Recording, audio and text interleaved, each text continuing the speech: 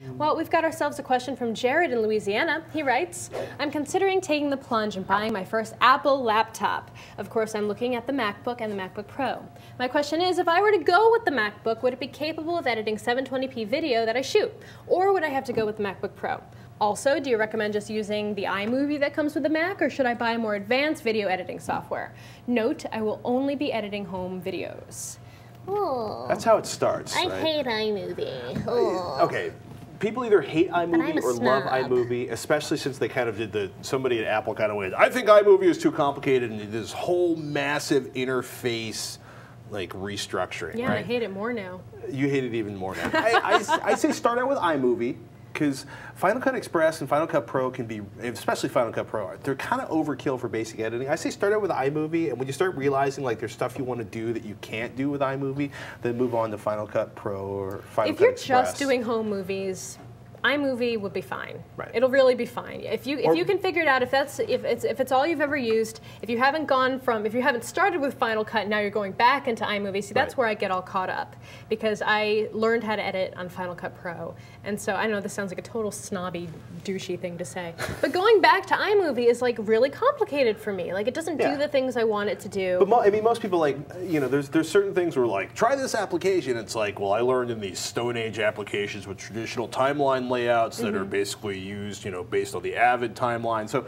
yeah, you know, I mean, look, start with iMovie. If you don't like it, spend the money for Final Cut Express, right? It's just that's a nice way to go. That way you don't spend an extra $100 and go like, I don't use 98% of the features in this, you know, because so much of editing is like, you know, where do you cut it? How do you do the transitions? Please keep the transitions simple, no star wipes. I would just suggest getting the MacBook Pro, because it's like $200 more. Right. And it's going to give you more processing power, more memory, more hard drive space, more memory. Yeah, so it seems like a good kind of choice to make. Yeah, the same rules pretty much apply to the Windows Movie Maker, which is not inside Windows 7. You have to download it after you activate Windows 7. That's so weird that they did that. I think they did it just because they want people to sort of activate and get the extra treats.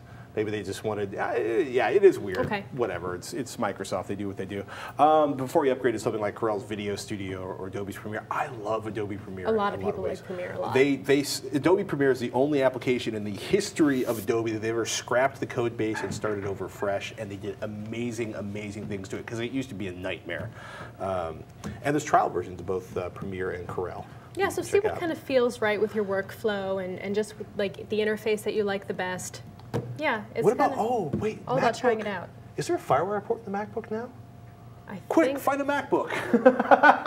mine has a FireWire, but I don't know if the newer my MacBook Pro has FireWire. MacBook Pros all have FireWire, but I don't think the MacBooks do. That could be a problem if your video camera only has a FireWire output. Yeah. Unless you want to go from like that to your desktop to your notebook, which I don't think you're probably doing. Oh, I hate that.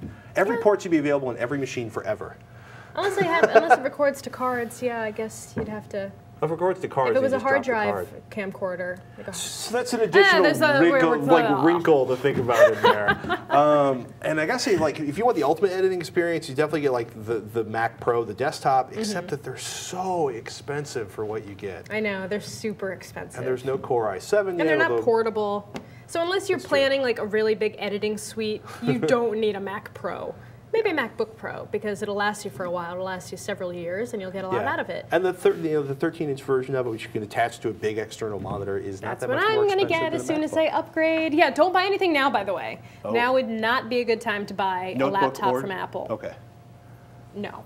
Don't buy a laptop from Apple. When are you estimating the arrival of the new? I think they're making an announcement next month. So next month.